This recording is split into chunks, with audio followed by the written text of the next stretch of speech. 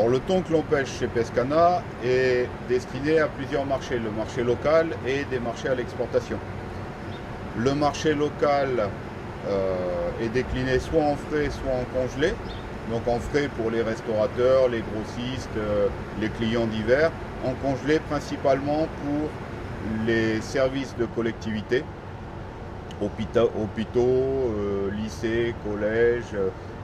On travaille depuis cette année avec la restauration française aussi, donc toujours pour les mêmes destinations.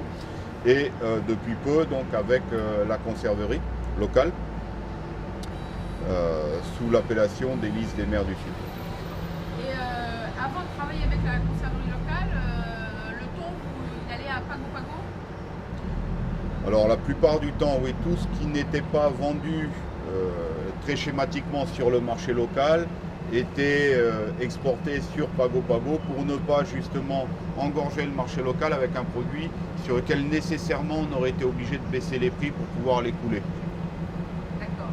Et est-ce que vous pouvez nous raconter un peu comment est née l'idée finalement de cette conserverie locale? L'idée de la conserverie locale est née justement à partir du constat qui a été fait au niveau de la filière, de dire il y a un certain volume de thon blanc qui part chaque année sur Pago Pago, sur lequel la puissance publique et notamment l'ERPA donc donne des aides pour envoyer en fait un produit qui est un produit de qualité, même de très bonne qualité, à destination de conserveries qui ne nous appartiennent pas. Sachant qu'on a les compétences et que la conserverie locale a développé les compétences pour pouvoir traiter ce produit sur place, il est beaucoup plus logique et bien mieux effectivement de transformer au maximum le thon blanc ici en Nouvelle-Calédonie, quitte effectivement à continuer à donner des aides, mais les aides qui restent sur place, sur le territoire.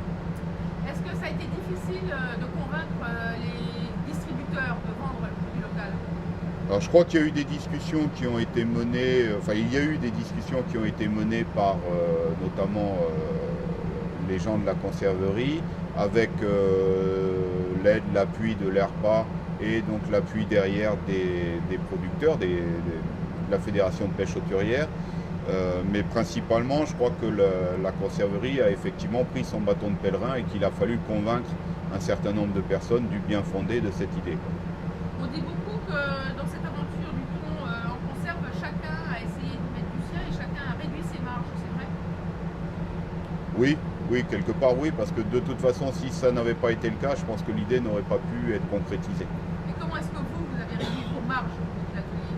Alors comment est-ce qu'on a réduit nos marges? Simplement quand on compare le prix de vente, je ne veux pas rentrer dans les détails, mais quand on compare le prix de vente de la longe de thon blanc donc congelé à la conserverie par rapport à ce que l'on peut faire soit en frais, soit décliné dans un produit un peu plus élaboré qui est du steak ou quelque chose comme ça, il est évident que le prix de vente, le prix de première vente à la conserverie est un prix qui est intéressant par rapport à une éventuelle exportation sur des conserveries à l'étranger, mais qui par rapport au prix de vente des longes de thon blanc classiques sur le marché local, aux restaurateurs ou même en frais, est quand même moins intéressant. Donc dans ce sens-là, on a fait un effort nous aussi de notre côté.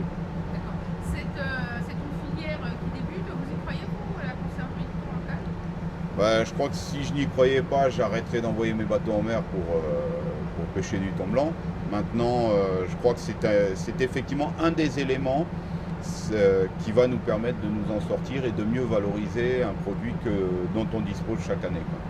C'est pareil pour tous les armateurs? Alors, je peux